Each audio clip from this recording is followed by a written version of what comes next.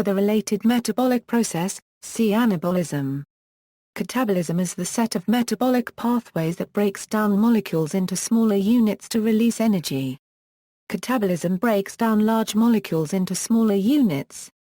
As molecules such as polysaccharides, proteins, and nucleic acids comprise long chains of these small monomer units, the large molecules are called polymers. Cells use the monomers released from breaking down polymers to either construct new polymer molecules, or degrade the monomers further to simple waste products, releasing energy. Cellular wastes include lactic acid, acetic acid, carbon dioxide, ammonia, and urea. The creation of these wastes is usually an oxidation process involving a release of chemical-free energy, some of which is lost as heat, but the rest of which is used to drive the synthesis of adenosine triphosphate. This molecule acts as a way for the cell to transfer the energy released by catabolism to the energy-requiring reactions that make up anabolism. Catabolism therefore provides the chemical energy necessary for the maintenance and growth of cells.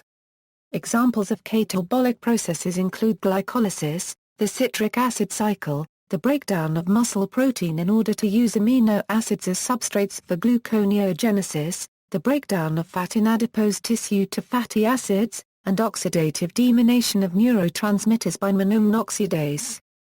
There are many signals that control catabolism.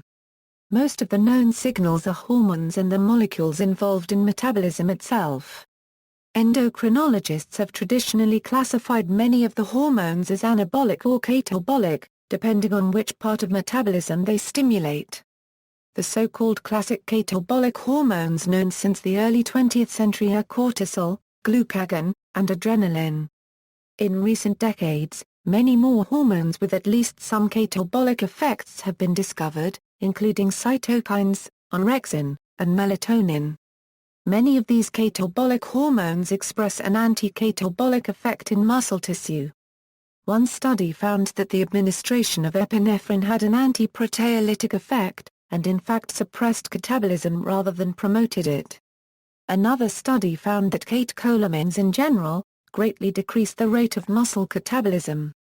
See also, anabolism, autophagy, dehydration synthesis, hydrolysis, metabolism, nocturnal post-absorptive catabolism, sarcopenia, psilocybin pharmacology. References